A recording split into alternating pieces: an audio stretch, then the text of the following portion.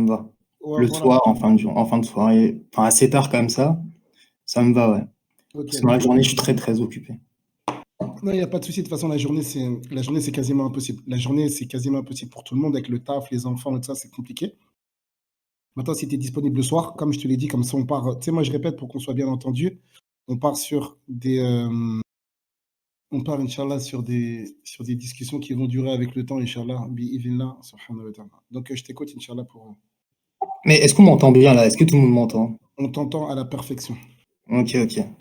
Du coup, tu m'as dit quoi?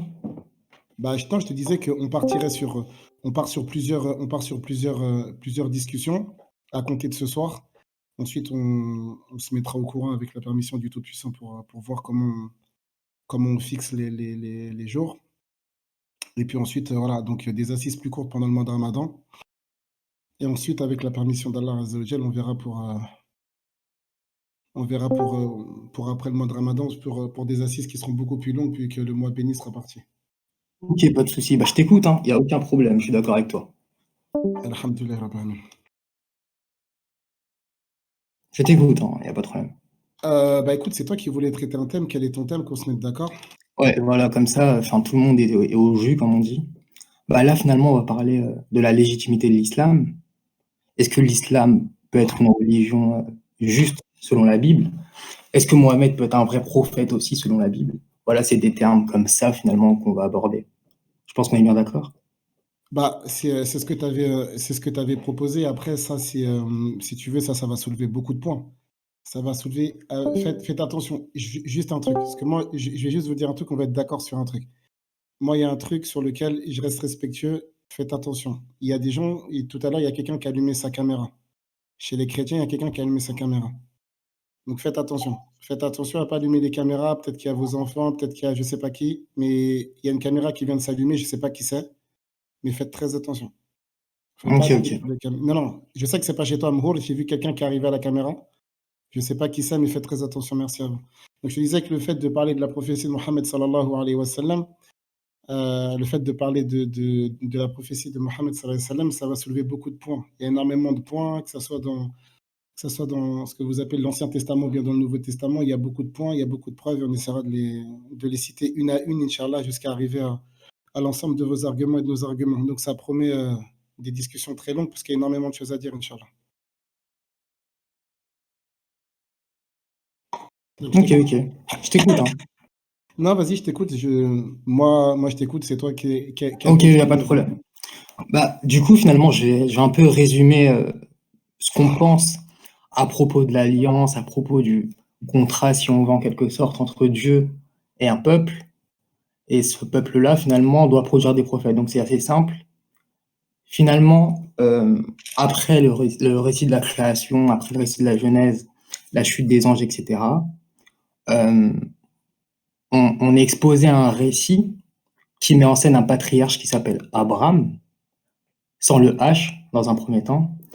Et en fait, ce patriarche-là euh, va recevoir une bénédiction de Dieu, va recevoir un ordre du divin. Dans un premier temps, le divin, finalement, Dieu va lui dire de quitter sa patrie, de quitter son pays, afin qu'il lui donne une nouvelle terre. Puis, il va lui dire que après lui avoir donné cette terre-là, sa postérité résidera.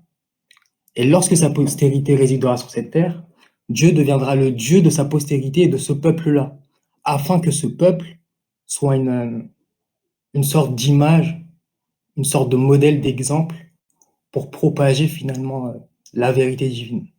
Voilà, j'ai résumé très rapidement. Qu'est-ce que tu en penses? Moi, je, moi, j'ai pas de problème par rapport à ça. Je pense que dans le texte du Coran, il y a des choses qui nous ont été indiquées par rapport à Abraham. Bien évidemment, il y a des choses, enfin, il y a des éléments qui figurent dans le Coran qui figurent pas dans la Bible, et inversement, il y a des éléments qui figurent dans la Bible qui figurent pas dans le Coran. Maintenant, ce qui va se passer, c'est que effectivement, Abraham, que la paix divine soit sur lui, c'est une figure emblématique qui va donner naissance à plusieurs enfants, dont deux qui sont très symboliques, parlant d'Isaac et Ismaël. Et à partir de ce moment-là, je pense que musulmans comme chrétiens, on va se séparer. Qu'est-ce que ça veut dire qu'on va se séparer? C'est que pour vous, forcément, l'alliance, entre guillemets, par excellence, si je peux m'exprimer ainsi, va passer par Isaac avec sa postérité, etc., jusqu'à la fin des temps. Pour nous, c'est différent avec la permission d'Allah, comme tu le sais, mais jusqu'à maintenant, je suis d'accord. Abraham, c'est un élu. Il a l'honneur, d'accord, symbolique d'avoir l'alliance avec Dieu, comme on va dire, comme Dieu avait fait une alliance avec Noé, mais c'est différent, et qu'effectivement, il y a une terre qui est promise pour sa descendance, et il y a aussi une alliance avec un certain nombre de clauses qu'on pourra voir, Inch'Allah, qui ont été prises et établies entre Dieu et Abraham. Je suis entièrement d'accord avec ce que tu as mentionné. Ok. Et du coup, comme tu l'as dit, là où ça va coincer, c'est que je pense que vous, finalement, vous allez vous réclamer d'une alliance qui a, avec des arguments finalement issus de Genèse, notamment Genèse 17-20, si je ne me trompe pas. Et aussi, finalement, vous allez mettre en avant une prétendue alliance conditionnelle entre Dieu et les Israélites, si je ne me trompe pas. On est d'accord, bien sûr.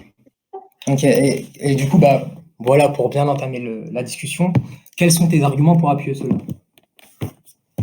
Comment tu vas appuyer cela finalement? Dans un premier temps, parlons finalement de l'alliance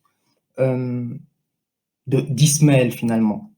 Comment tu vas l'appuyer avec quel texte et tout? Moi, ça m'intéresse. En fait, déjà à la base, dans un premier temps, il faut savoir quelle est l'alliance qui a été prise avec Abraham déjà.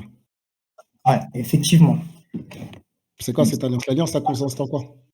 Alors l'alliance finalement, elle repose sur deux points.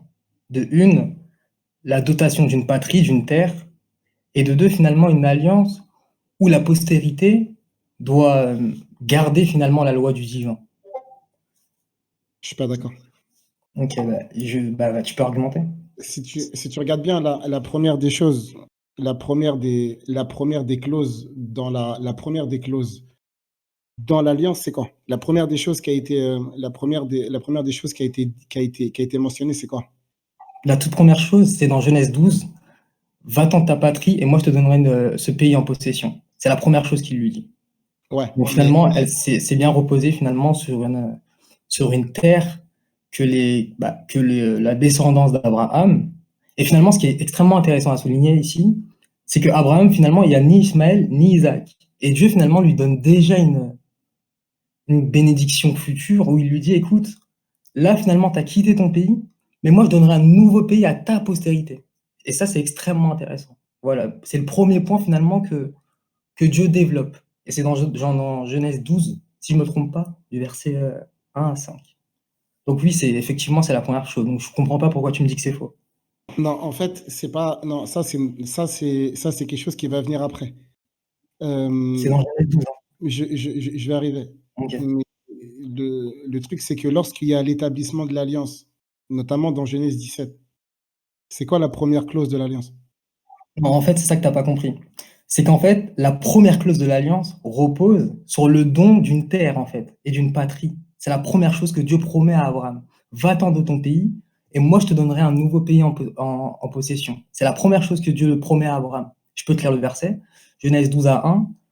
L'Éternel dit à Abraham, va-t'en de ton pays, de ta patrie, et de la maison de ton père, dans le pays que je te montrerai. Je ferai de toi une grande nation, et je te bénirai.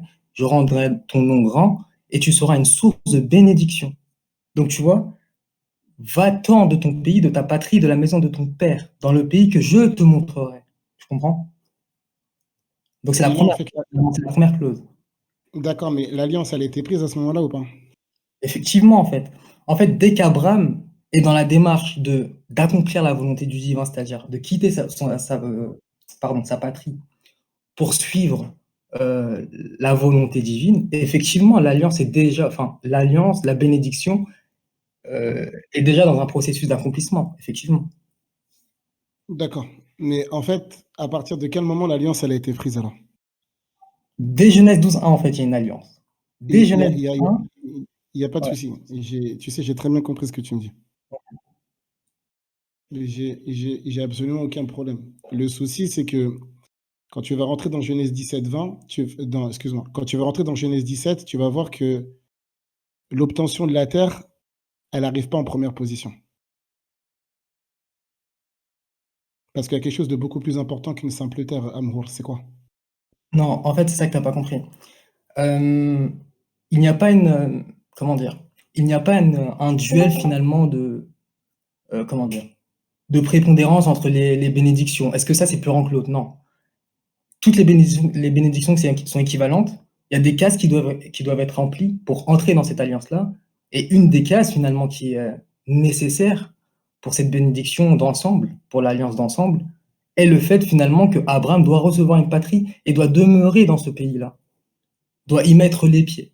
D'ailleurs, D'accord, ouais. d'accord, je suis d'accord, mais sauf qu'en fait, ça veut donc dire en fait que n'importe quelle personne en fait, enfin en fait enfin ça veut dire que Abraham en fait de manière inconditionnelle, enfin la descendance d'Abraham de manière inconditionnelle peut y mettre les pieds, c'est ça?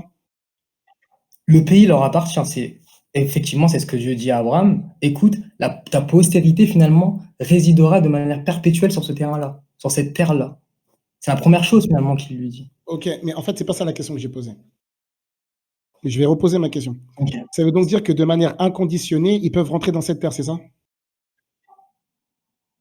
Qu'est-ce que tu entends par de manière inconditionnée? Non. Non, C'est non, non, inconditionnel. regarde, la question elle est simple. Regarde. La question elle est très simple. Ça veut dire que quoi qu'ils fassent, et enfin, quoi qu'ils disent et quoi qu'ils fassent, ils vont rentrer dans cette terre, c'est ça? C'est comme si moi, par exemple, demain, j'arrive. C'est comme si, par exemple, demain, moi, je vais dans le OPH, Office Habitat, et moi, je signe un bail, je sais pas, pour habiter à Toulouse, par exemple. Je signe le bail, donc voilà, je reçois les clés avec, je sais pas moi, avec ma mère ou mon père. Et en fait, en réalité, une fois que j'ai signé le bail, on me donne les clés, et de toute façon, quoi qu'il arrive, bien évidemment, je vais pouvoir rentrer dans cette terre. Enfin, je vais pouvoir aller dans mon appartement, c'est ça? Ok. T'as pas compris ce que je t'ai dit. En fait, c'est Dieu lui-même qui va leur donner cette terre-là. Donc, est-ce qu'ils peuvent y rentrer de manière inconditionnée si finalement la démarche est issue seulement d'une volonté subjective qui est en désaccord avec la volonté du divin? Bien sûr que non. D'accord. Par Donc, contre, par voilà, contre, si on est en accord avec le divin, c'est la raison pour laquelle je te disais, en réalité, il est là le grand problème. Et le grand problème, c'est qu'en fait, en fait, c'est pour ça que je te dis qu'il y a une hiérarchie dans les promesses. Il y a une hiérarchie dans l'alliance. Tu peux pas comme ça, en fait, dire il y a une alliance de terre. La terre est après. Le fait, en réalité, qu'il y ait une promesse de terre en héritage pour les enfants d'Israël, c'est un secret de polichinelle pour personne. Tout le monde est au courant de ça. Il y a personne, de toute façon, sur la surface de la terre, je dis bien personne, qui pourra rejeter cette chose-là. Pourquoi? Parce que même dans le Coran, c'est ce qu'Allah il a dit. Dans la sourate 5, à partir du verset numéro 20, Allah il dit, Ya qawmi, par rapport à Moïse, il dit, Ya qawmi trolun al-arda al-muqaddasata allati kataballahu lakum wa la tartaddu ala ardi balikum fatanqalibu khasirin. Allah il ok, dit, ô mon peuple, et j'arrive, Allah dans le Coran, il dit que Moïse il a dit à son peuple, ô mon peuple, entrez dans la terre sacrée qu'Allah vous a prescrit. Ce qu'on appelle la terre promise, ce qui est connu pour tout le monde. La terre promise, c'est quelque chose qui est mondialement connu, c'est un secret pour personne. Maintenant, ce qu'il faut savoir, c'est quoi? C'est que, est-ce que les enfants d'Israël peuvent rentrer dans cette terre sans aucune condition? C'est ça ma question. je t'ai répondu. Si finalement cela est engendré par une volonté subjective qui est en désaccord avec la volonté du divin, bien sûr que non. Par contre, si cette volonté subjective est en accord avec le divin, bien sûr que oui. En D'accord. fait, D'accord. Donc, ça veut dire que, justement, c'est ça que je veux te dire. C'est qu'en fait, cette terre-là, ça veut dire que pour rentrer dans cette terre, il y a d'autres clauses à remplir avant, oui ou non? Ou bien, regarde bien la question. Est-ce qu'il faut remplir certaines clauses pour rentrer en terre promise? Ou bien est-ce qu'il faut rentrer en terre promise et ensuite remplir les clauses? la première clause, ouais, bien sûr. Regarde, finalement, il faut bien que tu comprennes que l'alliance, il y a le respect des lois et finalement la résidence sur la terre promise. Pourquoi? Parce que finalement, tout ça est en corrélation avec l'exil, par exemple.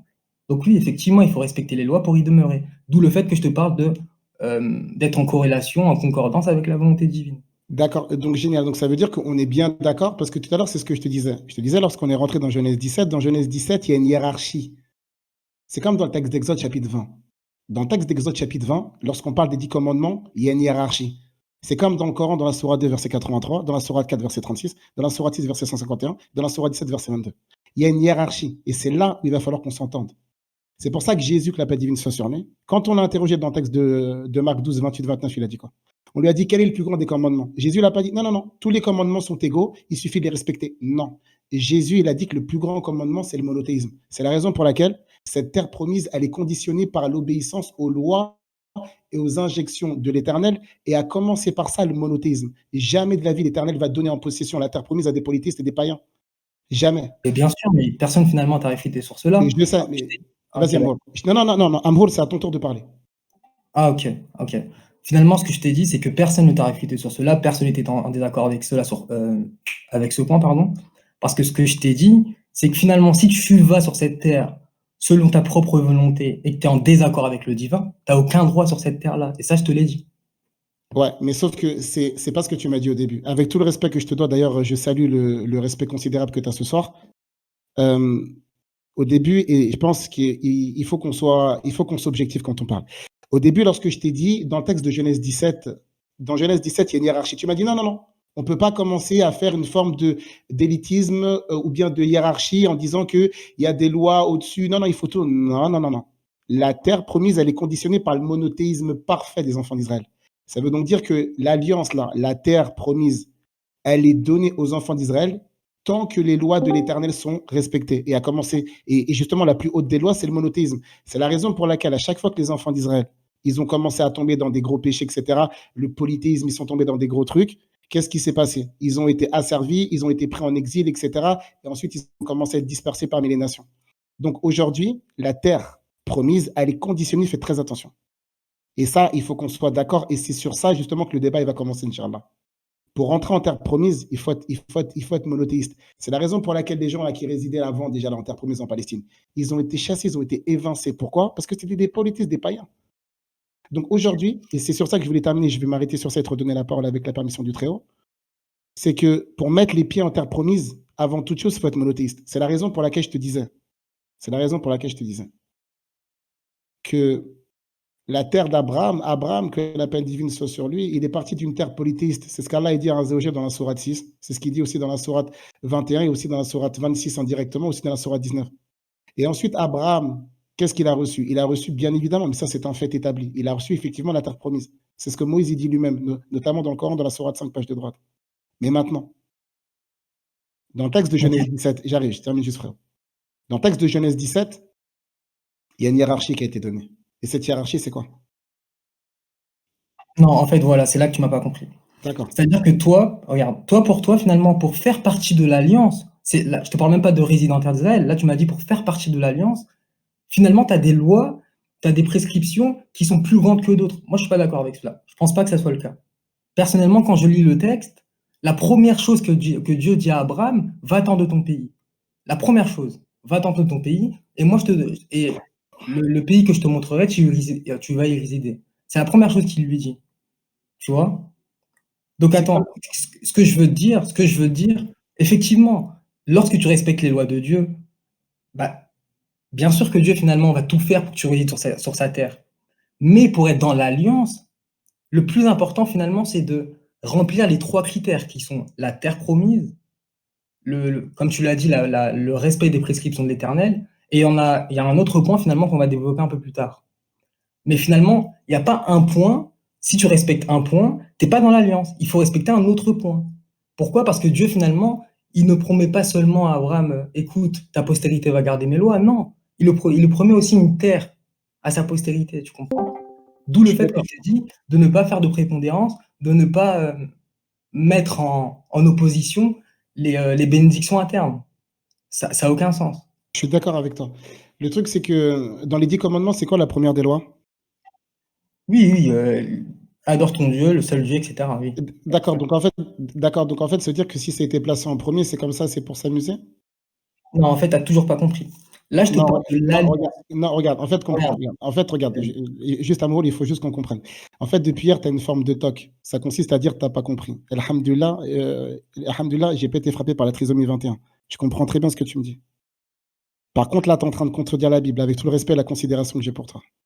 C'est que là, tu es en train de nous dire, et je pense qu'il faut qu'on s'écoute mutuellement comme on le fait depuis le début, tu es en train de me dire actuellement qu'en réalité, il n'y a pas, et je vais reprendre le terme que tu as si bien employé, en mentionnant le terme de prépondérance. Prépondérance, dans le sens où il n'y a pas de loi en fait qui va prédominer, qui est devancière.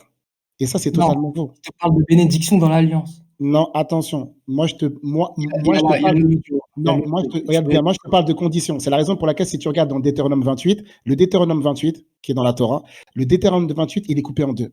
Le Deutéronome 28, il est coupé en deux. Ce Deutéronome-là, il y a deux choses. L'Éternel, qu'est-ce qu'il dit? Il dit, si jamais vous respectez mes lois, voici les bénédictions qui vont se passer pour vous. Si jamais vous ne respectez pas mes lois, voici ce qui va se passer. Ça veut donc dire quoi? C'est la raison pour laquelle je l'ai dit, parce que tout à l'heure, tu as dit quelque chose d'intéressant. Tu as dit qu'effectivement, les musulmans croient, et je le confirme parce que tu as dit la vérité, c'est une vérité que tu as mentionnée. Tu as dit que les musulmans considèrent que l'alliance qui a été prise, enfin qui a été donnée aux enfants d'Israël est conditionnée. Je dis oui et je le redis. Avant moi, de toute façon, c'est Jésus qui l'a dit que la paix divine soit sur lui. Avant Jésus, c'est Dieu, puisque nous, on différencie Jésus et Dieu. Mais maintenant, ce que je te dis, c'est que tu me dis qu'il n'y a pas de prépondérance. Mais ça, c'est un non-sens. Parce qu'en réalité, si les enfants d'Israël veulent obtenir cette terre-là, il faut impérativement qu'ils respectent les clauses. Tu sais, Dieu, c'est simple. Avec Dieu, si tu veux, tu dois faire. C'est pour ça qu'Allah, dans le Coran, dans la Sourate 5, qu'est-ce qu'il a dit? Sourate 5, verset 12, je passe de droite au milieu pour Hakim. Allah il dit, je ne sais pas si quelqu'un peut mettre le texte, Inch'Allah, pour que tout le monde puisse voir et que vous puissiez aussi, je tiens à ce que vous mettiez les textes de Amhour aussi, Inch'Allah. Allah il dit dans Amhour, il est là, c'est parfait. Allah il dit Je dans suis la là. Sourate 5, verset 12, Alhamdulillah. Non, parce que comme je ne t'avais pas vu, je tiens à ce que mes versets et les tiens soient vus et observés par tout le monde. Allah, dans le Coran, il dit, وَلَقَدْ أَخَذَ اللَّهُ مِيثَاقَ بَنِي إِسْرَائِيلَ وبعثناهم اثنا عشر نقيبا وقال الله إني معكم لئن أقمتم الصلاة وآتيتم الزكاة وآمنتم برسلي وعزرتموهم وقرضتم الله قرضا حسنا. Allah dit, je suis avec vous pourvu que vous accomplissiez la prière. C'est normal, c'est le droit du Tout-Puissant. C'est ce qui s'est passé par rapport à Jésus. Jésus, qu'est-ce qu'il a dit? Quand on l'a interrogé, il a dit quel est le plus grand des commandements? Il n'a pas dit non, non, non. Tous les commandements sont égaux, il n'y a pas de prépondérance. Jamais. Jésus, que la paix divine soit sur lui, a dit que le premier des commandements, c'est le monothéisme. Sans ce commandement-là, il n'y a pas de terre promise. C'est la raison pour laquelle je te disais quoi? La chose la plus importante, parce que toi, tu me dis, et je peux comprendre ce que tu dis. L'argument, je le comprends, mais en fait, ce n'est pas parce que je comprends que je valide. Lorsque tu me dis qu'effectivement, il y a héritage, alhamdoulilah, grand bien t'en face, comme dirait Zeneb Razoui, tu as dit la vérité.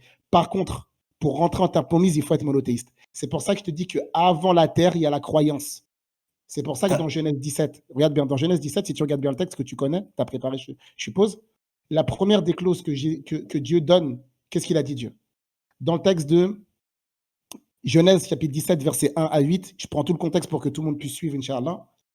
Lorsque Abraham eut atteint 99 ans, le Seigneur lui apparaît et lui dit, je suis le Dieu Tout-Puissant. Si tu regardes bien, je suis le Dieu Tout-Puissant. Il n'a pas dit que je suis le Dieu mi-homme, mi-Dieu, faible qui meurt sur une croix. Marche en ma présence et sois parfait. J'établirai mon alliance entre toi et moi, alhamdoulilah, et je multiplierai ta descendance à l'infini. Très bien. Abraham tomba contre terre et Dieu lui parla ainsi. Donc là, on voit une parfaite soumission d'un monothéiste. La prosternation qui est reprise par les musulmans, qui a étrangement été délaissée par les chrétiens, parenthèse refermée. Moi, voici l'alliance que je fais avec toi. Très bien. Tu deviendras le père d'une multitude de nations. D'accord? Tu ne feras plus à parler du nom d'Abraham, mais ton nom sera Abraham. OK? Car je fais de toi le père d'une multitude de nations. Très bien. Verset numéro 6. Je ferai porter des fruits à l'infini et de toi je ferai des nations et des rois sortiront de toi. Super. Nous sommes au verset numéro 7 pour que tout le monde puisse suivre. Et j'établirai mon alliance entre toi et moi. Et après toi, avec ta descendance. Très bien. Ici, il n'y a pas forcément de choses. Est-ce que c'est Isaac, Ismaël? On y reviendra plus tard dans le texte de Genèse. De génération en génération, ça sera une alliance éternelle. Ainsi, je serai ton Dieu et le Dieu de ta descendance après toi. Regarde bien ce qui va se passer. Et à ta descendance après toi, je donnerai le pays où tu résides, tout le pays de Canaan en propriété perpétuelle, et je serai leur Dieu. Dieu, il a déjà dit, je serai leur Dieu dans le verset 7, il le redit dans le verset numéro 8. Donc, il affirme son unicité dans le verset 1, Abraham l'affirme dans le verset 3, et Dieu réaffirme encore son unicité dans le verset 7 et 8. Ça veut dire que sur les 8 premiers versets de la Genèse 17, il y a la moitié des versets 4 sur 8 qui montrent le monothéisme. Et ensuite, après, on va commencer à détailler. Et je t'écoute et merci de m'avoir écouté. Ok, merci. En fait, c'est bien ça le problème. On n'est pas sur la même longueur d'onde. Là, finalement, tu es en train de me parler des conditions pour que on soit en accord avec la volonté de Dieu afin qu'on puisse résider en Israël. Moi, je te parle pas de ça, en fait. Moi, je te parle des critères à remplir pour faire partie de l'alliance. Je vais te prendre un exemple. Imaginons que Ismaël était purement monothéiste, d'accord? Imaginons qu'il était purement monothéiste. Mais cependant que la terre d'Israël ne lui avait pas été donnée. Est-ce que Ismaël fait partie de l'alliance? Je veux que tu me répondes par oui ou par non. Ici, là, dans l'alliance, moi, je te dirais non. Pas Voilà. vraiment. Voilà, ok. Tu t'as dit non. En fait, c'était juste ça que je voulais développer depuis tout à l'heure. Et j'ai vraiment pas envie de perdre de temps sur des trucs qui sont ultra simples. Maintenant, je vais passer à un autre sujet. Quel est l'autre argument finalement que tu peux utiliser pour montrer finalement qu'Ismaël, ou pour montrer que les Arabes ou les musulmans sont, comment dire, peuvent être joints à l'alliance d'Abraham? En fait, déjà, à la base, ce qu'il faut savoir, c'est que il va falloir, tu sais, Jésus, que la paix divine soit sur lui, il a dit quelque chose de très important. Tu sais, Jésus, alayhi salatu wassalam, il donne l'exemple, en fait, de celui qui bâtit une tour. Jésus, il dit, en fait, qu'avant de bâtir une tour, il faut bien être, en fait, il faut bien savoir. Il faut bien, en fait, calculer si tu as de quoi bâtir la tour. Parce que sinon, si tu commences à faire une tour et que tu la finis pas, les gens, ils vont se moquer de toi. C'est ce que Jésus, il a dit. Quand on commence une tour, il faut bien estimer, est-ce que tu as de quoi faire les travaux? Et jamais de la vie, tu pourras me parler de est-ce que les musulmans rentrent dans l'alliance sans qu'on ait défini l'alliance. Tu peux pas me dire il y a une terre qui a été, j'arrive, je termine. Tu peux pas dire qu'il y a une terre qui a été promise. On s'en fiche éperdument de la terre. Qu'on soit très clair. C'est Les un enfants problème. d'Israël, non, tu vas comprendre. Laisse-moi, tu vas comprendre. Les enfants d'Israël, dans la Bible, c'est le peuple de Dieu. Oui, bah, bien sûr, Ok. Euh, Quand ils étaient secoués dans toutes les nations, c'était toujours le peuple de Dieu. bien sûr. D'accord. Donc, ça veut dire que tu viens de dire que même sans terre, c'est le peuple de Dieu. Ils sont élus. Non, là, en fait, tu fais un syllogisme fallacieux. Attends, Ah, je fais pas en un fait, syllogisme. Si tu regardes bien, laisse-moi juste terminer. Tu oui, viens, en fait, je me laisse terminer. j'arrive, OK, t'inquiète pas. excuse-moi alors. T'inquiète, avec Termine. grand plaisir. En fait, tu viens de montrer quelque chose de super important. Merci, alhamdoulilah. Tu vois, ça, c'est ta sincérité, en fait, qui a devancé ta croyance. Tu viens de dire, alhamdoulilah, que même sans terre, on est le peuple de Dieu. Donc, ça prouve quoi? Ça prouve quoi? Qu'en réalité, le fait d'avoir une terre ou pas, c'est pas réellement ça qui prouve que tu es le peuple de Dieu. Toi, là, aujourd'hui, là, toi, tu vas me dire que tu es le peuple de Dieu, mais toi, tu vas me dire que là, tu as un F5 avec vue sur la mosquée de Al-Aqsa, la terre promise là-bas, là. Cette terre promise là qui fait tant, on va dire, vaciller les cœurs. Oui, c'est l'alliance. Mais toi, ici, là, toi, tu habites là dans un HLM. Tu habites dans un HLM, tu as vu sur le Carrefour City. Tu n'as pas vu directement sur la mosquée d'Al-Aqsa. Et pourtant, toi, tu t'estimes le peuple de Dieu. Grand bien t'en face. Moi, je m'estime étant aussi du peuple de Dieu. Et pourtant, je n'habite pas en terre de Palestine, ni en terre sacrée à la Mecque ou bien Médine. Ce qui prouve qu'on peut être considéré comme peuple de Dieu, même si on n'habite pas en terre sainte. Ça a été le cas pour les enfants d'Israël. C'est la raison pour laquelle je te disais, avant de te rendre gracieusement la parole, Inch'Allah, que je puisse t'écouter, le fait d'avoir une terre en tant que telle, ça ne fait pas de toi le peuple de Dieu. Jamais de la vie. La première des choses qu'il faut avoir, c'est quoi? C'est d'abord avoir une croyance correcte, n'est-ce pas? Avoir une croyance correcte. Et ensuite, avec cette croyance-là, on va commencer à avoir des clauses. C'est pour ça que Jésus, que la paix divine soit sur lui, qu'est-ce qu'il fait?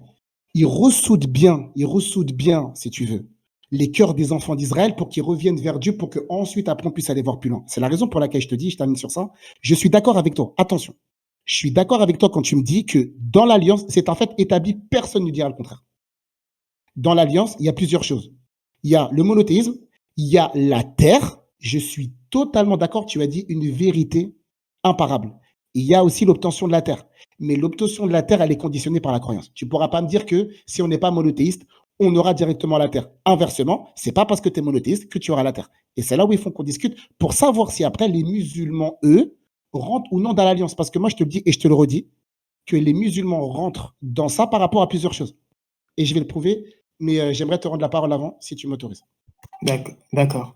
Donc moi, finalement, je vais te poser une question très simple. Est-ce qu'aujourd'hui, à l'heure actuelle, tu reconnais finalement que la terre d'Israël est due aux Juifs?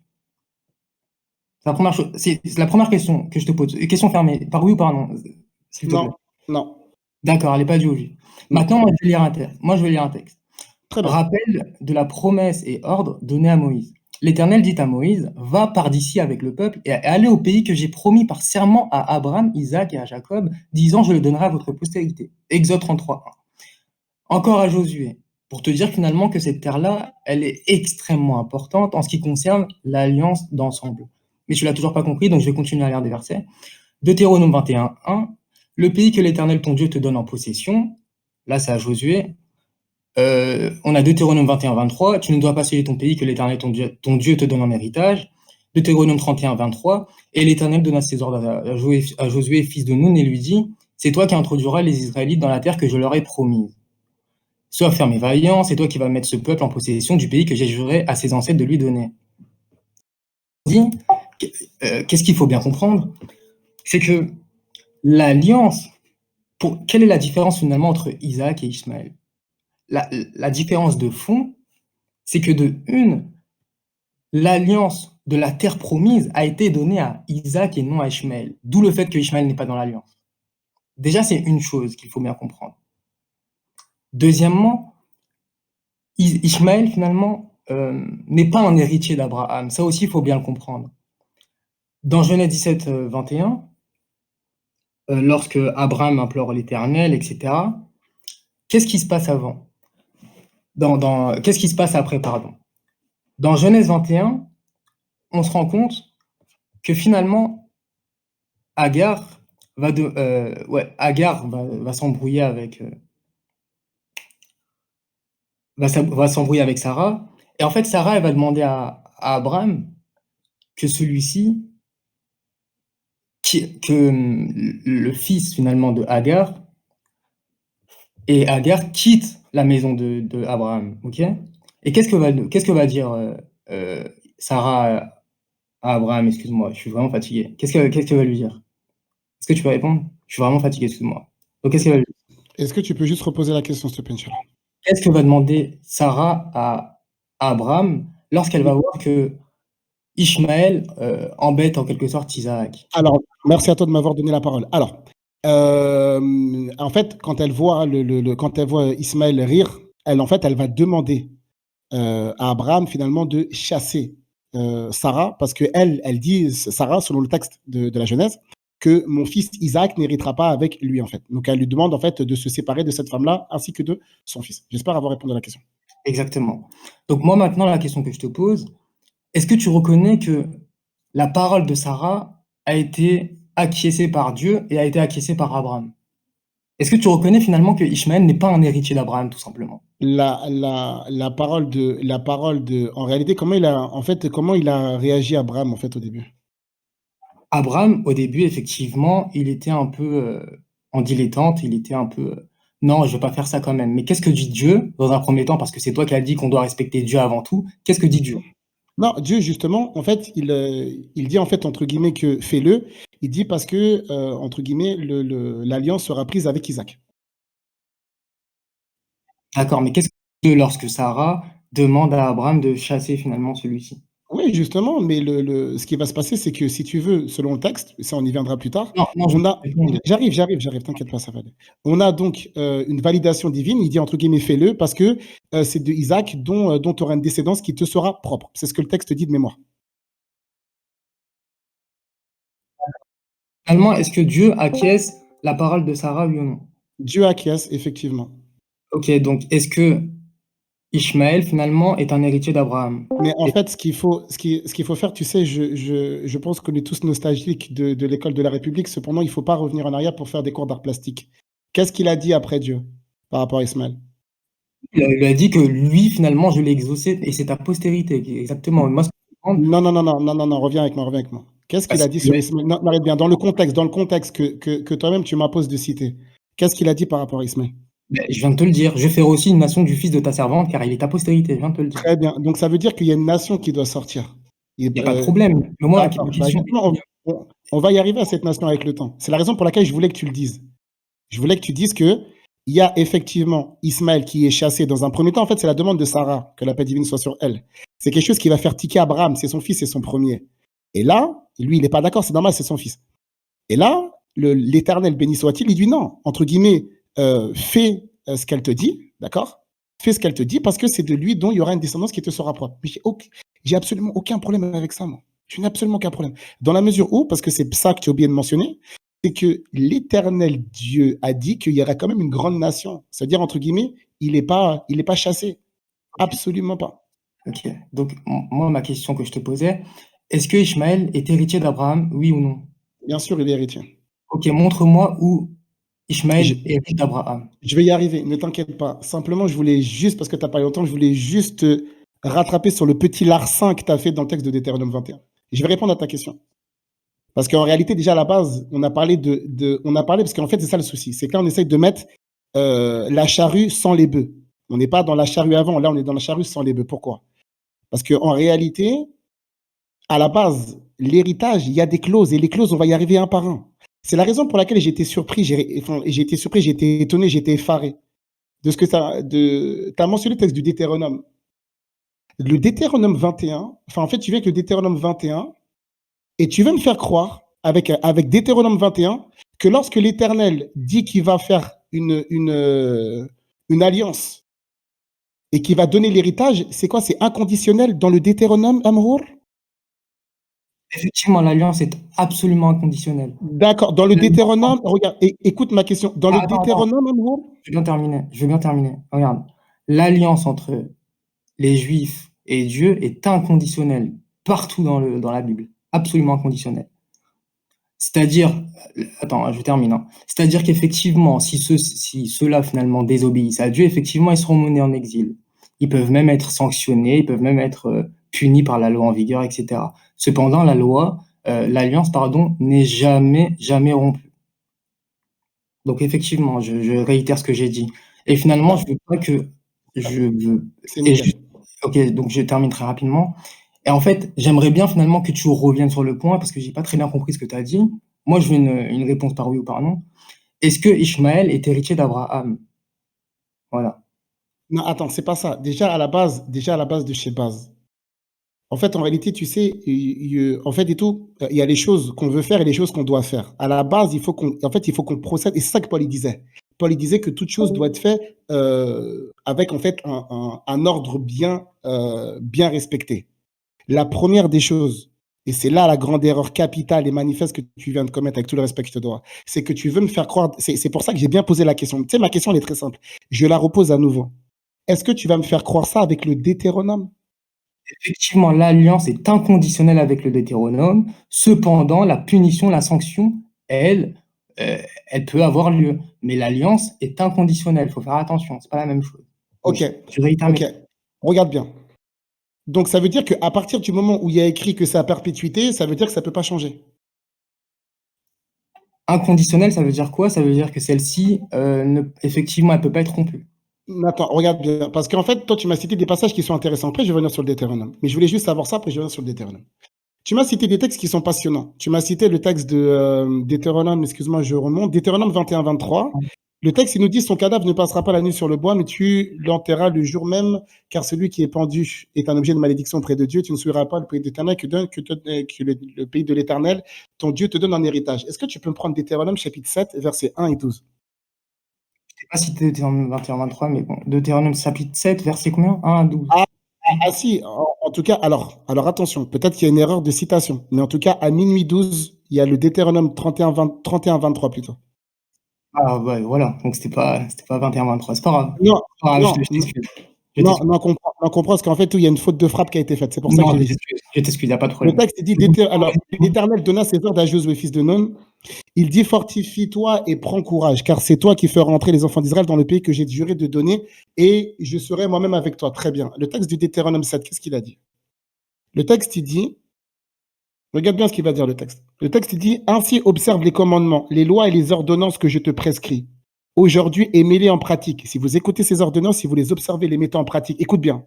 Si vous écoutez, observez, mettez en pratique. Trois conditions. L'écoute, l'observation, la mise en pratique. L'Éternel, ton Dieu, gardera envers toi l'alliance et la miséricorde qu'il a jurée à tes pères. Ça veut dire quoi? Ça veut dire que tant que l'alliance, elle est écoutée, observée et mise en pratique, forcément, l'alliance va perdurer. C'est la raison pour laquelle tout à l'heure j'étais sidéré, j'étais estomaqué d'entendre que oui, il y a écrit perpétuité. Et là encore une fois, tu viens de confirmer en disant que oui, c'est perpétuité, donc c'est perpétuité, c'est à jamais. Quelle erreur, amour. Est-ce que tu peux Mais me prendre le texte de... Écoute bien, tu vas comprendre, tonton. Est-ce que tu me prends le texte de 1, 2, 3, 0. 1 Samuel, chapitre 2, verset 30 de mémoire, s'il vous plaît. 1 Samuel, chapitre 2, verset 30, si c'est possible de le prendre. Le texte il dit, c'est pourquoi, voici ce que l'Éternel, le Dieu d'Israël, dit. Enfin, c'est pour ça, voici ce que dit l'Éternel, le Dieu d'Israël. J'avais déclaré que ta maison et la maison de ton père marcheraient devant moi à perpétuité. Et maintenant, dit l'Éternel, loin de moi, car j'honorerai celui qui m'honore, mais ceux qui me méprisent seront méprisés. Donc, en réalité, quand on te parle de perpétuité, bien sûr, qu'est-ce que ça veut dire perpétuité? Perpétuité tant que les ordres sont observés. C'est pour ça qu'Allah dans le Coran, il dit dans Sourate 5, verset 12, « Wa qalala la in ma'akum » La in ma'akum, non, il dit inni ma'akum la in aqamtumus salah. Allah dit je suis avec vous tant que vous accomplissez la prière, etc. C'est la raison pour laquelle l'alliance elle a déjà été brisée plusieurs fois, tu le sais parfaitement. Et l'alliance même, elle a été brisée par Jésus, que la paix divine soit sur lui. C'est-à-dire que selon toi, Dieu en réalité il est venu sur terre pour briser l'alliance? Donc en fait, ça prouve que l'alliance, ça peut être brisée à mort. Bien sûr. Ok, on va y revenir. Parfait, on va vraiment partir. Tu as cité Samuel 1, 2, 30, et tu as dit que finalement, ici, lorsque Dieu dit et maintenant, dit l'Éternel, loin de moi, pour toi, finalement, là, il est en train de dire c'est bon, l'alliance est rompue. D'accord, je retiens ce point-là. Par contre, tu m'as toujours pas répondu est-ce que Ishmaël hérite avec Abraham? Est-ce que c'est un héritier d'Abraham, oui ou non? Dans un premier temps, non. Ok, maintenant, la deuxième question que je te pose est-ce que tu sais ce que c'est un syllogisme judiciaire? Pas Oui, du tu sais tout. ce que c'est un syllogisme, ok. Pas du Il y a tout. ce qu'on appelle finalement le principe de nos contradictions. Autrement dit, un même récit, lorsqu'on parle d'un récit contradictoire, un même récit euh, ne peut pas emmener à deux issues contradictoires. Je te pose un exemple. Si moi je te dis, il y avait un homme qui s'appelait Jean et celui-ci allait manger une glace. S'il y en a un autre qui me dit, il y avait un homme, il s'appelle Jean, et celui n'a pas mangé de glace. D'accord? C'est un récit. Il y a deux récits finalement. Les deux sont contradictoires. On parle d'une seule personne. Est-ce que tu comprends là où je veux en venir? Je comprends très Tu bien. comprends Bien sûr. D'accord. Moi maintenant, la question que je te pose, comment toi, tu fais finalement pour t'en sortir lorsque dans ta propre sunna, Genèse 17-20 est contredit de A à Z. C'est-à-dire que toute l'histoire de la Genèse est contredite dans ta sunna. Je vais mettre un exemple pour que tu comprennes ce que je veux dire. Je vais te mettre un tableau. 2 minutes. Le tableau. Attends, 2 minutes.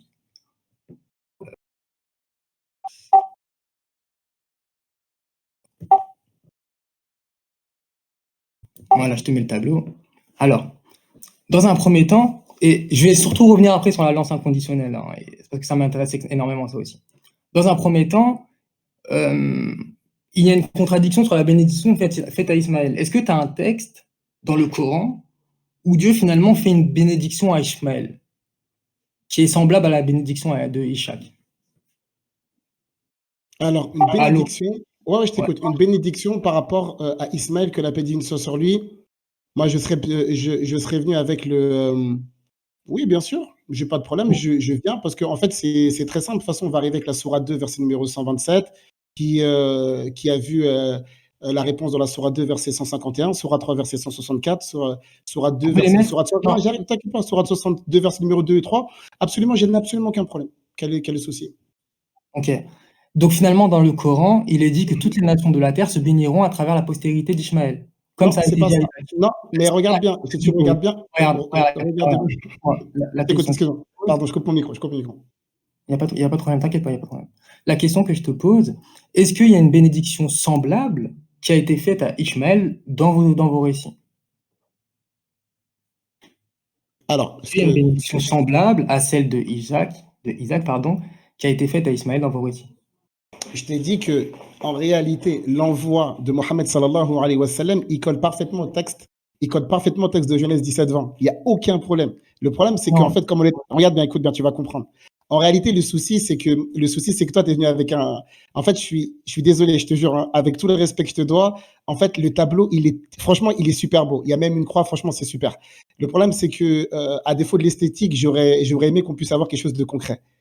Le problème qu'on a en réalité, comme je te dis, c'est que la réalisation de Genèse 17-20, elle n'a aucun problème avec le Coran. Au contraire, le Coran, il confirme. C'est la raison pour laquelle dans le Coran, Allah Azza wa Jal, dans la sourate 7, verset 157, et dans d'autres passages, notamment la sourate 26, verset 197, la sourate 2, verset 146, la sourate 6, verset 20, Allah Azza wa Jal, il explique que les gens de l'époque, ils ont reconnu Mohammed sallallahu alayhi wa sallam parce qu'il était prophétisé dans leur texte.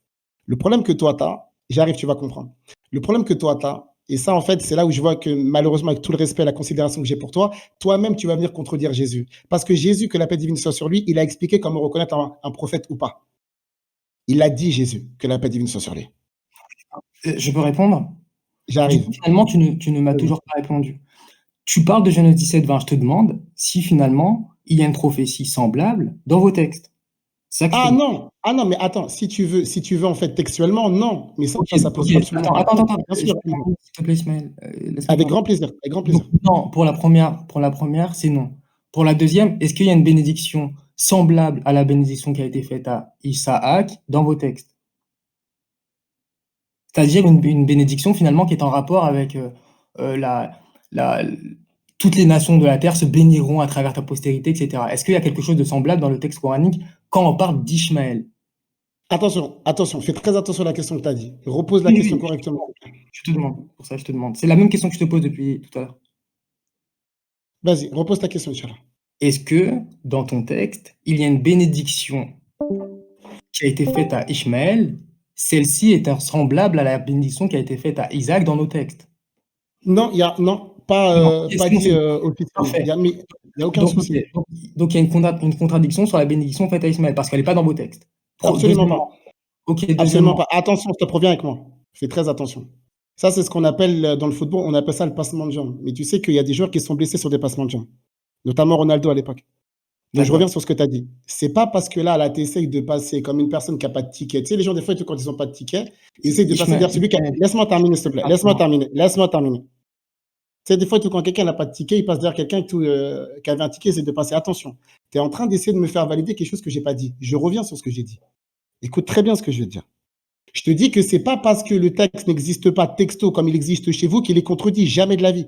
Parce qu'en réalité, toi, en fait, si tu veux, tu essaies de retrouver une prophétie calquée. Je comprends ce que tu veux dire. Prophétie calquée, attention, ce n'est absolument pas un manque de respect.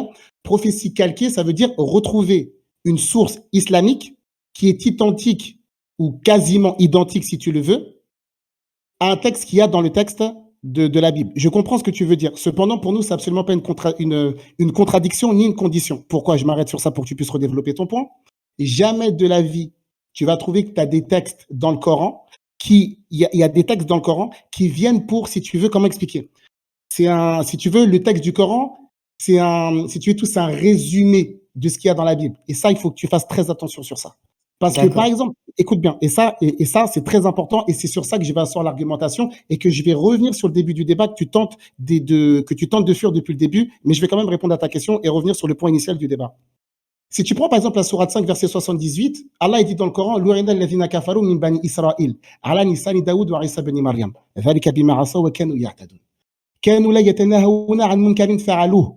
Allah dans le Coran, il dit, les enfants d'Israël, enfin ceux qui ont mécru parmi les enfants d'Israël, ont été maudits par la bouche de David et de Jésus, fils de Marie.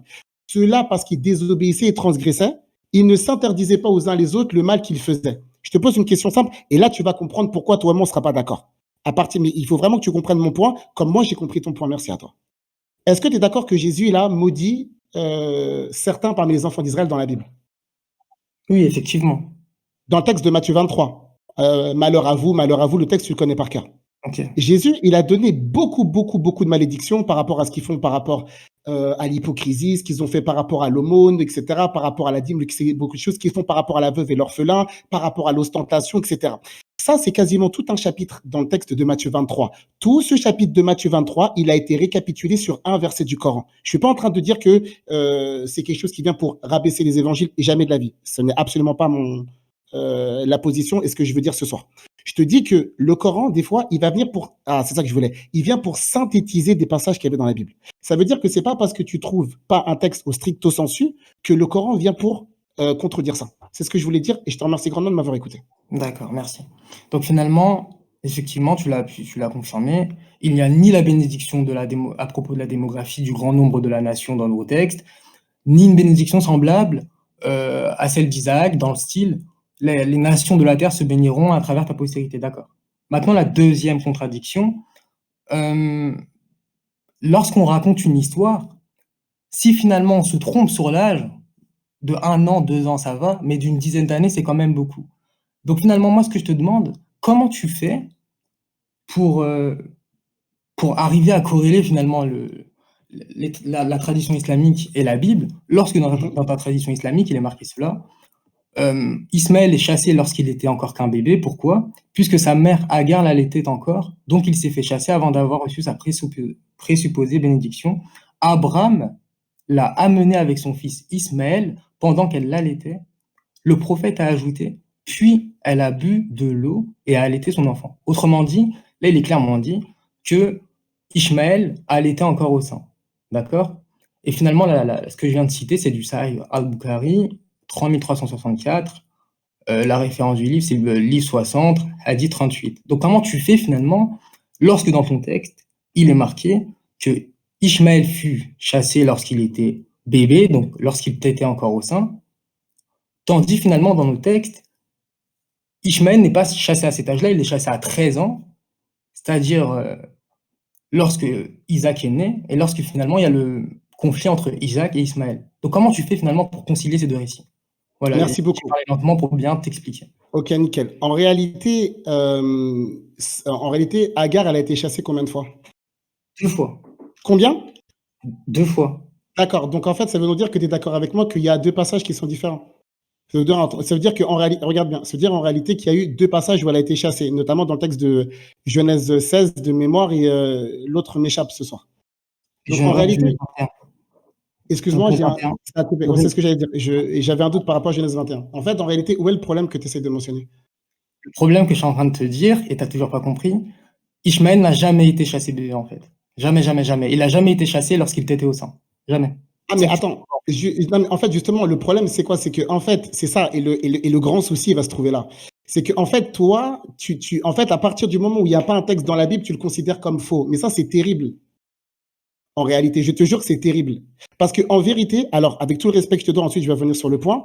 Si jamais toi, tu considères que il y a un texte dans un livre qui mentionne un récit qui n'a pas, enfin, que toi, tu considères que si jamais dans un texte, par exemple, en islam, pour citer l'argument que tu as mentionné, si jamais en islam, on a des sources qui viennent pour dire des choses qui n'existent pas dans la Bible, bah, ça veut dire que c'est faux, mais attention, parce qu'en réalité, Jésus lui-même, il a cité des textes dans la Bible qui n'existent pas dans la Bible. Donc, en fait, si jamais toi, tu essayes d'annuler le Coran à cause de la Bible, tu vas devoir annuler la Bible par la Bible. Il faut qu'on soit très clair par rapport à ça. Le Pas fait que, terminé? j'arrive, je Bon, comprends bien ce que je excuse-moi. veux dire. Il n'y a pas de souci. En réalité, il n'y a absolument aucun souci. De toute façon, il y a un truc sur lequel il faut qu'on soit d'accord dès maintenant. C'est la raison pour laquelle je vais repousser, avec tout le respect que je te dois, l'argument avec la dernière des énergies. Il y a des contradictions manifestes.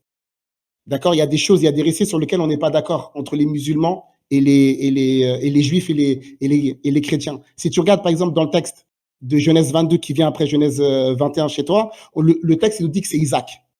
D'accord? Que l'enfant sacrifié, c'est Isaac. C'est pas ce que le Coran dit. Le Coran, dans la sourate 37, il dit pas nominativement que c'est Isaac. Et tout porte à croire que c'est Ismaël. Donc forcément, on est évidemment dans une contradiction. Mais maintenant, est-ce que ça veut dire que parce qu'il y a contradiction, ça veut dire que le texte biblique a raison? Jamais de la vie. Nombreuses sont les contradictions entre le texte biblique et islamique, puisque si tu regardes, Jésus a été mort et crucifié partout dans le texte biblique. Enfin, partout dans le texte du, du Nouveau Testament, et toutes les prophéties, enfin une grande majorité des prophéties ont été faussement imputées à Jésus, et c'est une supercherie manifeste sur laquelle on reviendra, Inch'Allah. Mais maintenant, tout le Nouveau Testament écrit noir sur blanc que Jésus est mort et ressuscité, crucifié pour le péché de l'humanité. Mais le Coran, il dit non, il n'y a aucun problème par rapport à ça en vérité. C'est la raison pour laquelle je te disais. C'est la raison pour laquelle je te disais. C'est la raison pour laquelle, avec tout le respect que je te dois, et je te remercie pour ton comportement, en réalité, le texte que tu as dit, il est beau, mais il est inutile. Pourquoi? Parce que si tu essayes de montrer qu'il y a des contradictions entre le texte biblique et le texte coranique, mais alhamdoulilah, tu n'as pas besoin de faire un tableau. Tu as juste besoin d'ouvrir les livres. D'accord, parfait. Ah Donc oui. finalement, il y a une contradiction manifeste entre le récit du renvoi finalement de Agar et Ishmaël dans le désert. Il y a une contradiction manifeste sur l'âge. D'accord, tu l'as dit, tu l'as avoué. Mais dans ce cas-là, pourquoi utiliser le texte biblique pour appuyer ta position? Non, c'est pas ce que j'ai dit. C'est pas ce Attends, que j'ai dit. attends, C'est pas ce que j'ai dit. laisse-moi terminer, laisse-moi Ouais, terminer. je sais, mais il ne faut pas dire ce que j'ai pas dit. Ben, d'accord, ben, s'il y a contradiction ici, comment tu fais pour concilier le texte? Non, Parce que, regarde bien. attends, pour te revendiquer d'une histoire, il faut que cette histoire, finalement, dans ton esprit, elle soit vraie. Donc, si elle contredit ton texte, comment tu peux la considérer vraie? Merci à toi. En réalité, ce qui est étonnant, c'est que tu vas voir, par exemple, regarde, je vais te poser une question. Est-ce que toi, regarde, tu vas comprendre. Toi, tu es dans l'alliance de Genèse 17? Effectivement, oui, moi, je considère que dans la de Genèse 17. Mais attends. Cependant, réponds à ma question. Regarde, tu Comment? vas comprendre. Je Non, suis en non, train de répondre. Je suis en train de répondre. Je suis attends, en train écoute, de répondre. Je s'il suis te en plaît, train de moi, répondre. regarde, moi, j'ai fait l'effort de pas te couper, tu vois. T'as Parce que raison, c'est vrai. je ne pas, etc. Donc, effectivement, je te répète ma question. Elle est simple. Comment tu fais pour concilier les deux récits, en fait? Elle est là, ma question. Et je veux que tu me répondes. Et je veux pas que tu me répondes par une question. S'il te plaît. Isma, avant de répondre, il reste 5 minutes. Il est 23h, il est minuit 37, on a commencé à 23h35, à peu près 40. Donc on va atterrir doucement. Inch'Allah répond et on va s'arrêter là. Inch'Allah. Ce que je te disais, merci Hakim, merci à toi. Amhoul, ce que je voulais dire, c'est que on a un terrible problème. Je comprends ce que tu dis, alhamdoulilah rabbil alamin. Le problème, c'est déjà à la base, tu as dit quelque chose que j'ai pas dit. Donc je pense qu'en fait, on s'est pas compris. Je t'ai dit que, écoute bien, et je répète ce que j'ai dit. Et il faut très bien que tu comprennes parce que je sais très bien que c'était un piège au préalable, mais tu sais, comme on dit, un homme surpris est battu, mais alhamdoulilah, j'étais sur mes gardes. En réalité, tu essayes de poser une contradiction qui n'est pas une contradiction. C'est que je te dis que je répète très bien, parce que je sais que c'est enregistré, que tu vas vouloir le mettre sur ta chaîne disant Ismaël, il a dit que ça. Je ne l'ai pas dit, je le redis dans l'audio. Je n'ai pas dit ça. Et l'audio est là.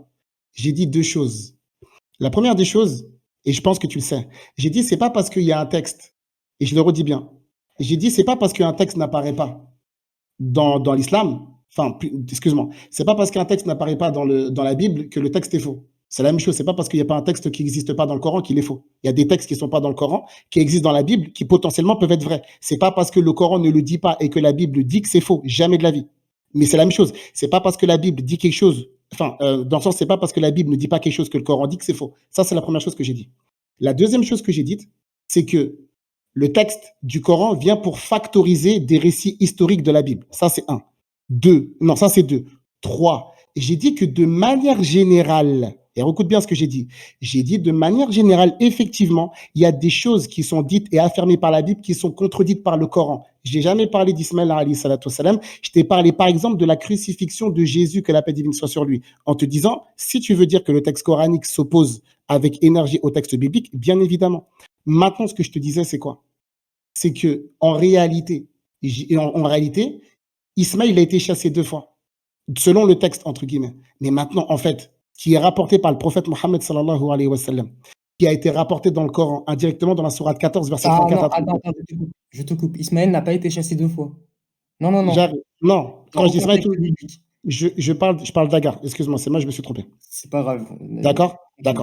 C'est ce que j'avais dit tout à l'heure. De toute façon, je l'avais déjà dit tout à l'heure et tu le sais très bien. C'est pour ça que je t'ai posé combien de fois Agar elle a été chassée. J'ai dit Ismaël, c'est Agar. Mais maintenant, ce qui va se passer, c'est quoi? C'est que déjà à la base, même et tout, si on revient sur le texte de Genèse 16 tout à l'heure que tu as dit, c'est qu'en vérité, elle est revenue en fait. Parce qu'en fait, comment elle s'appelle? Sarah, elle est partie. Mais qu'est-ce qui s'est passé? Sarah, elle est partie. Non, c'est Hajar. Hajar. Ah, Alayhi salam. Hajar, c'est. Vous avez vu, les frères, les chrétiens, ils reprennent comme nous. Alors, vous avez le style. Je reviens à Amhour, j'arrive. Amhour, gloire et beauté, j'arrive. Ce que je te disais, c'est quoi? C'est que le texte ici, là, Hajar, déjà à la base, il y a un problème sur lequel je reviendrai demain ou après-demain. Il y a un terrible problème entre Genèse 16 et aussi Genèse 21 sur lequel je vais revenir. Parce que si tu regardes bien, l'ange, il vient pour lui dire de retourner s'humilier sous sa main et finalement, après, il y a une modification sur laquelle on va revenir. Mais comme le débat doit s'arrêter, je redis ce que j'ai dit. J'ai 2 choses à dire et je te laisserai reprendre, Inch'Allah. Écoutez très bien ce que j'ai dit. Parce que pour moi, en fait, le débat n'a pas encore commencé, vous allez comprendre. Là, c'est juste un tour de choses. La première chose que j'ai dit, parce que Amhour, il a mis un tableau qui est très bien fait en disant qu'il y a des contradictions. J'ai dit 3 choses par rapport aux contradictions. La première des choses, c'est pas parce que la Bible ne dit pas quelque chose que le Coran dit que la Bible a faux. Ça, c'est la première des choses. Il faut que tous les chrétiens l'entendent. C'est pas parce que la Bible, des fois, elle s'étudie sur un truc que le Coran a ramené, ça veut pas forcément dire que c'est caché ou c'est une falsification. Non. Des fois, dans la Bible, il y a des trucs, des fois, des choses qui sont pas là. Ça, c'est la première chose. Et c'est pas parce que le Coran se tait sur quelque chose que la Bible mentionne que la Bible a faux. Jamais. Ça, c'est la première chose que j'ai dit. La seconde, j'ai dit que le texte coranique, il vient pour factoriser certains faits bibliques. C'est la deuxième chose. La troisième chose que j'ai mentionnée, c'est que effectivement, je dis bien effectivement, il y a des choses sur lesquelles on n'est pas d'accord. Pour moi, en fait, là, ça pose pas de problème en réalité. Parce que partons du principe. Je dis bien Taslim Djadali. Taslim Djadali, je traduis en français. Taslim Djadali, c'est la soumission argumentative. Si tu pars du principe qu'il y a une contradiction, c'est pas une contradiction. Je te le donne cadeau. Admettons, il y a une contradiction. Je te donne cadeau. Taslim Djadali. Soumission argumentative. Ça ne retire absolument pas le fait que Ismaël, à plusieurs reprises, on lui a promis une grande nation. Et cette grande nation, et j'arrive juste à Amhour, j'en ai pour 30 secondes, je te le promets. Et cette grande nation, pour nous, elle vient avec le prophète Mohammed sallallahu alayhi wa sallam, et c'est ça qu'on va prouver avec la permission d'Allah dans les assises futures. Ce que j'ai dit, et c'est ça, et je pense que toute personne qui va écouter l'audio le sait. J'ai mentionné quelque chose que tu as fui pendant tout le débat. Cette chose-là, et je pense que toutes les personnes musulmanes comme chrétiennes de ce soir l'ont vu. Ce que j'ai dit, c'est que dans le texte biblique, il y a une hiérarchie par rapport au commandement. Il y a des clauses à respecter. Si les clauses sont respectées, il y a l'obtention. Tu sais, c'est un petit peu comme les machines à, je sais pas moi, les machines à trucs à boisson, etc. C'est pas comme ça, genre entre guillemets, que tu vas avoir une boisson. Non, tu mets la pièce et quand tu as la pièce, tu as ton paquet de chips. Il y a des choses, c'est exactement la même chose. Si tu veux la terre promise, il y a des clauses. C'est la raison pour laquelle je t'attendais là-bas, mais tu m'as jamais répondu. Et tu as fait une erreur thématique biblique terrible. En mentionnant qu'il n'y a pas de prépondérance pour citer tes propos, il n'y a pas de prépondérance finalement dans ce que tu m'as dit dans l'alliance de mémoire, tu me corrigeras si je me trompe, et je t'ai dit non. Ici, là, la première des choses qui doit être faite, c'est pour ça, tout à l'heure, je t'ai dit, dans les 8 premiers versets de la Genèse 17, il y a la moitié des versets, soit 4, qui touchent le monothéisme. La première des choses à valider, c'est est-ce que le monothéisme d'Ismaël est-il correct, oui ou non? Une fois qu'on va valider ça, on va passer sur la terre. Est-ce qu'il est dans la terre ou pas? Troisième des choses, on va parler de la circoncision. Quatrième des choses, on va voir l'engagement qui a été pris avec Isaac, que la paix divine soit sur lui. Et sur ça, Inch'Allah, on pourra détailler. Je te remercie grandement et te félicite pour le comportement dont tu as fait preuve aujourd'hui. Je coupe mon micro et je t'écoute. Merci à toi. Je vais faire la conclusion. D'accord, finalement, je te remercie. Toi, voilà, là, finalement, la question, pour bien résumer, c'est quoi que moi je te pose? C'est que finalement, dans le récit, dans les hadiths, etc., il est marqué quoi? Il est marqué que Ishmaël et Agar, il faut bien le comprendre, furent chassés quand Ishmaël allaitait encore au sein. Autrement dit, lorsqu'il était nourrisson, bébé. Tandis que finalement, dans la Bible, il est marqué que Ishmaël fut chassé à ses 13 ans. Pourquoi? Parce qu'il y a eu le conflit avec Isaac. Maintenant, moi, ce que je t'ai posé comme question, et je suis désolé, j'ai pas vu de réponse, j'ai pas entendu de réponse du moins, je t'ai demandé comment tu fais avec ces deux récits contradictoires. Et là, finalement, ce que tu sous-entends, c'est que tu es en train de dire que, ah non, mais peut-être que dans la Bible, Ishmaël, il a peut-être été chassé avec Agar lorsqu'il était nourrisson, tandis que la Bible ne le relate pas. Mais c'est faux en fait. Pourquoi? Parce que nous, on nous dit pourquoi Ishmaël fut chassé. Il fut chassé pour une seule raison. Parce que finalement, a priori, il y a eu un conflit familial entre Isaac, Sarah, Ishmaël et Agar. Et c'est pour cela qu'il fut chassé. Il ne s'était pas chassé comme ça. C'est pas un jeu en fait. Donc non, tu peux pas venir et commencer finalement à insinuer des choses, que Ishmaël fut chassé peut-être une 3e fois. Donc non, je suis pas d'accord. Maintenant, concernant l'alliance et la prépondérance, non, tu n'as absolument pas compris ce que je t'ai dit. Et de toute façon, tout à l'heure, tu avais affirmé mon point. Je t'ai demandé, est-ce que Ishmaël, malgré qu'il soit monothéiste, imaginons, est-ce qu'il fait partie de l'alliance? Tu as dit non. Tout le monde l'a entendu, tu as dit non. Tout le monde l'a entendu. Donc pourquoi tu reviens sur ce point-là? Donc voilà, moi je pense avoir conclu.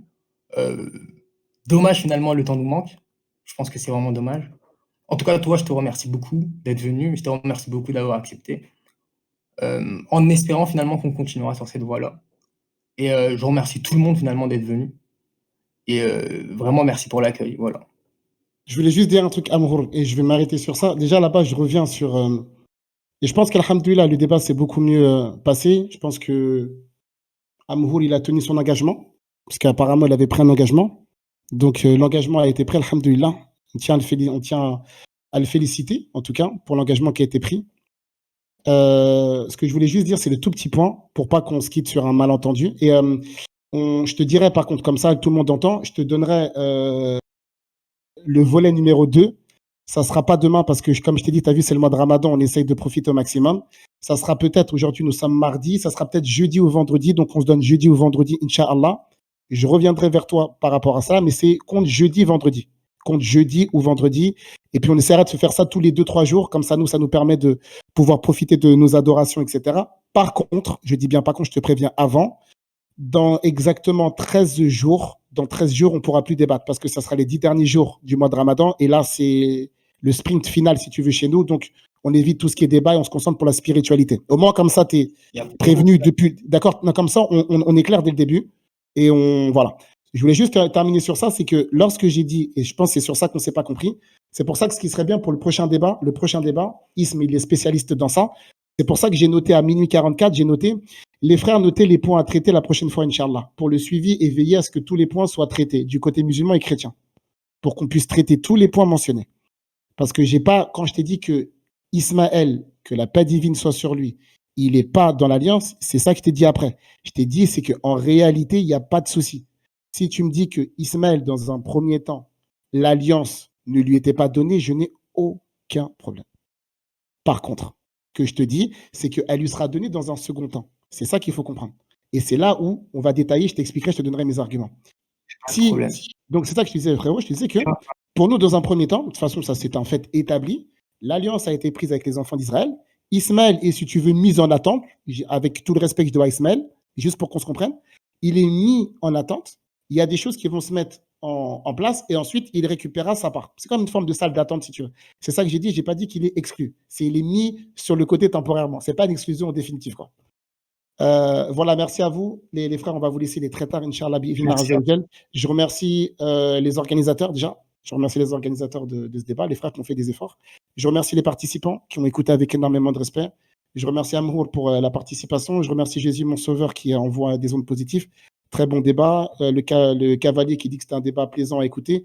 Alhamdulillah, je pense qu'on apprend maturité des deux côtés. Donc, on continue, Inch'Allah, sur cette lancée. On vous donnera la suite, Inch'Allah. J'ai dit jeudi ou vendredi, avec la permission du Très-Haut. Je vous tiendrai au courant par rapport aux occupations. Amhour, il est très occupé la journée. Moi, je suis très occupé le soir. Donc, on va essayer de s'organiser par rapport à ça. Merci à tous. Passez une excellente nuit. Prenez soin des vôtres. Faites attention à vous, à votre santé et à votre intégrité physique. Barakallahu fikum. Subhanakallahumma wa bihamdik. Ashhadu an la ilaha illa anta. Astaghfiruka wa atubu ilayk. Allah subhanahu wa ta'ala ala wa alam wa billahi tawfiq. Connor, il n'y a pas de souci, Connor. Connor, je vais juste, si tu veux participer, c'est avec le plus grand plaisir. Je vais juste te demander de te rapprocher de Amhour. Comme ça, en fait, moi, ça ne me gêne pas. Tu peux intervenir, vous pouvez intervenir au nombre que vous voulez. La seule chose que je te demande, Connor, c'est que tu vois ça avec Amhour directement. Comme ça, moi, quand je planifie le débat avec lui, on sait si on fait un 1 contre 1, un 2 contre 2, un 3 contre 3. D'accord? Comme ça, au moins, on part avec des règles fixes dès le départ. Il n'y a pas de problème. Vous voulez faire 1 contre 1, 1 contre 1, 2 contre 2, 3 contre 3, il n'y a pas de problème. Je veux juste que ça soit planifié avant, parce qu'une fois, on a un problème avec des chrétiens. On ne s'est pas entendu par rapport au nombre. Nous, on pensait qu'on pouvait venir à 3. Finalement, en face, ils sont venus. Lui, en fait, il est venu tout seul. Nous, on pensait que les deux autres chrétiens qui étaient avec lui allaient intervenir et finalement, ils n'ont pas intervenu. Et eux, ils se sont sentis un petit peu lésés alors que nous, on était partis sur ça. Donc, pour pas qu'il y ait de quiproquo sur ça, on se met d'accord sur un chiffre, 2 contre 2, 3 contre 3, 4 contre 4. Vous venez au nombre que vous voulez, à condition que vous respectiez les règles qui ont été respectées ce soir, le fait de se respecter et tout, mais juste qu'on soit d'accord juste avant. Donc, Connor, tu es le bienvenu, il n'y a pas de souci, mais juste préviens-nous avant. Barakallahu fikum, wa salam alaikum, bonne soirée à tous, bonne soirée à tous, et excellente soirée à tous, bonne nuit. Merci, bonne nuit à vous.